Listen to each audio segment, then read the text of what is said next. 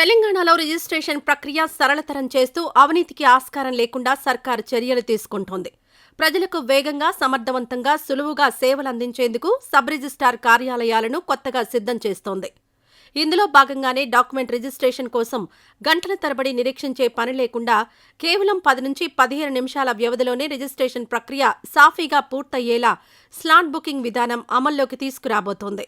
April నెల 10వ తేదీ నుంచి ఈ స్లాట్ బుకింగ్ విధానాన్ని అమల్లోకి తీసుకురాబోతున్నామని తెలిపారు రెవెన్యూ శాఖ మంత్రి పొంగులేటి శ్రీనివాసరెడ్డి. రాష్ట్రంలో 144 సబ్ రిజిస్ట్రార్ కార్యాలయాలుండగా మొదటి దశలో హైదరాబాద్లోని అజంపుర, చిక్కడపల్లి, సంగారెడ్డి జిల్లా సదాశివపేట, మేడ్చల్ జిల్లా కుత్బుల్లాపూర్, రంగారెడ్డి జిల్లా శంషాబాద్, సరూర్ నగర్, చంపాపేట్, ఖమ్మం, జగిత్యాల, నిర్మల్, వరంగల్ ఫోర్ట్, కొత్తగూడెం, భువనగిరి తదితర 22 ప్రాంతాల్లో ఈ విధానం అమలు కానుంది. సబ్ రిజిస్ట్రార్ కార్యాలయంలో ఒకే రోజు ఒకే సమయంలో ఎక్కువ డాక్యుమెంట్స్ రిజిస్ట్రేషన్ కోసం సమర్పించడం వల్ల జరిగే జాప్యం నివారించేందుకు సబ్ రిజిస్ట్రార్ కార్యాలయ రోజువారీ పని వేళలను 48 స్లాట్లుగా విభజించారు.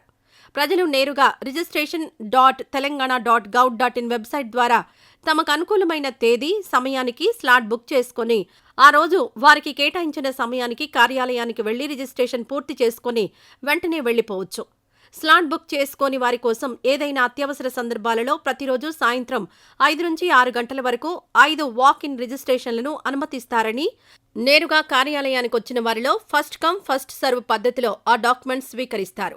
ఇదంతా కేవలం 15 నిమిషాల్లోపే పూర్తవుతుంది.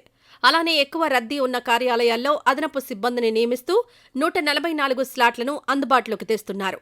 రిజిస్ట్రేషన్ ప్రక్రియను స్పీడప్ చేసేందుకు ఆధార్ ఈ-సైన్ సిస్టమ్ కూడా ఈ నెలాఖరులో ప్రవేశపెడతామని, దీంతో సంతకాల కోసం ఎక్కువ సమయం వృధా కాకుండా ఉంటుందని మంత్రి పొంగులేటి చెప్పారు. ఇక అత్యంత సమస్యగా ఉన్న డబుల్ రిజిస్ట్రేషన్ సమస్యను అరికట్టేందుకు కూడా ప్రభుత్వం చట్ట సవరణలు చేస్తోంది. ప్రతిరోజు ఎక్కడో ఒకచోట మా ఆస్తి డబుల్ రిజిస్ట్రేషన్ జరిగిందనే ఫిర్యాదులు ప్రజల నుంచి ఎక్కువగా వస్తున్నాయి. ఈ క్రమంలో రిజిస్ట్రేషన్ చట్టంలో కొత్తగా సెక్షన్ 22కి సవరణ చేస్తూ సెక్షన్ 22B తీసుకురానుంది తెలంగాణ ప్రభుత్వం.